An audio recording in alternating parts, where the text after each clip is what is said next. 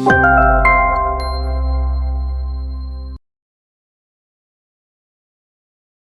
1, a typical household. A young mother leaves a large jar of instant coffee powder on the dining table. Her 4-year-old toddler makes a grab for it out of curiosity. The jar slips from his hand, it falls onto the floor, and it is shattered to pieces. The child withdraws himself, fearing punishment given to him by the mother. Scene 2, at the workplace. A researcher is working in a chemical laboratory. He leaves a particular chemical reaction unattended just by oversight, and very soon the laboratory is engulfed in fumes. He is worried that his supervisor will punish him, and then he withdraws from the scene. Hi, I'm Harini Sreenivasan, behavioral scientist and neuroscience enthusiast. I work with the Semco Style Institute India, where we help businesses transform themselves and unlock people potential. My work predominantly involves studying human behavior at the workplaces, and my experiments are about encouraging people to distribute power to feel truly powerful. So I'm going to tell you what it means to feel truly powerful and what does one have to do in order to feel truly powerful. Let's go and take a look back at those two stories and the 4 characters that we just now saw.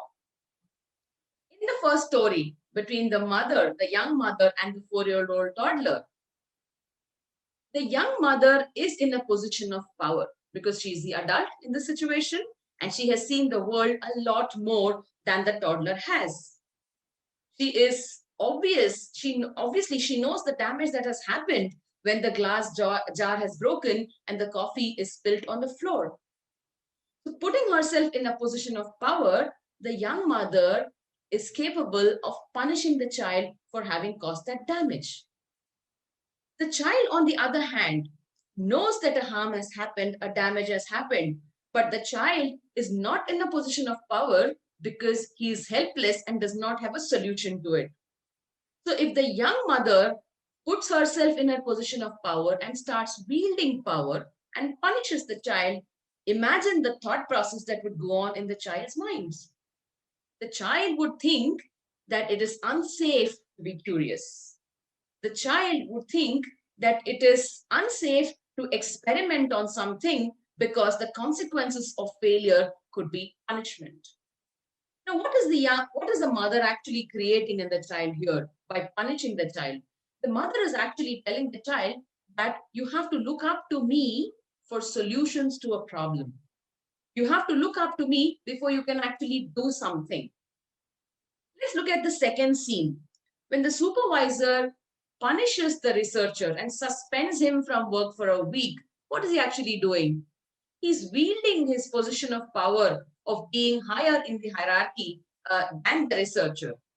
And what he's actually doing as a consequence is he's telling the researcher that what you have done is wrong and I have power to punish you for the harm that you have done. Now, this is an incident which has happened just there. But once again, imagine how it plays in the minds of the researcher. Now, the researcher knows that this was not something that he did intentionally. It was merely an accident by oversight. Fear starts playing in the minds of the individual when power is wielded by people who are in positions of power. And when fear starts playing in the minds of the individual, they completely stop the thinking process when it comes to problems. Now let's again go back to the story and let's look at situations where the mother has to leave the child alone for a while at home and step out for a couple of hours. 4-year-old toddler, it's a safe neighborhood. The child can be made to stay at home alone for a couple of hours. But the child would be afraid of doing anything alone. Fear starts playing in the minds of the child, and the child would never want to stay alone even for a few minutes because he's afraid that if something happens or some damage happens merely by accident, he might still be punished by his mother. That's what his previous experience tells him. Again, in the workplace, when there is a crisis, when the supervisor has to step away to another laboratory and look at someone else who is working on a reaction, This amateur researcher would prefer to cross his arms and sit back and not do anything till his supervisor comes. Now, what happens when power plays out like this in the workplace? Every individual who is perceiving power lying with positions of authority will not be able to sense the power of decision making within themselves. Eventually, when this perception of power not being within oneself and the perception of power all the time being with someone else above them in the hierarchy plays a very big role in people being averse to decision making. So what happens in a group scenario? There is a project that teams are working on.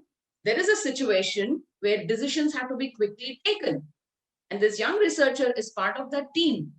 Now here he's afraid of taking a decision because he has not been able to visualize the power within himself. He's only been seeing power being residing in the hands of the supervisor and therefore is afraid of giving his point of view or an opinion towards a decision. So decisions get delayed waiting for the position of power to come and play its role. Now imagine the other way around. If the young mother had been able to get into a conversation with the child, if the young mother came to a solution along with the child to save the coffee and clear the mess, the child gets into a situation of understanding power within himself. And power within himself means having the potential of thinking towards solutions when in a situation of problem. Similarly, at the workplace, the researcher, when he understands that he has the power with himself to correct his actions, he has the power within himself to come up with a protocol of do's and don'ts so that others in the laboratory do not commit accidents like his own. He understands that he has the power within himself to correct not just this particular action, but to also create a culture of problem solving and decision making within the teams. Now, what did we just notice? Does one be able to take power upon himself or herself? Not really. Power is perceived to be with certain positions because of age, because of tenure, or because of experience, or because of the thick lines and the dotted lines in the organization charts. What do leaders have to do then? People who are actually sitting in those positions of power, it becomes their accountability to learn to distribute power to their team members. It becomes their accountability to distribute power to people who are inexperienced. And how does one do that? To distribute power, some of the ways one can do is get inclusive, like how the mother did. She sat with the child, she had a conversation, and together they discovered a way to save the coffee and clear the mess.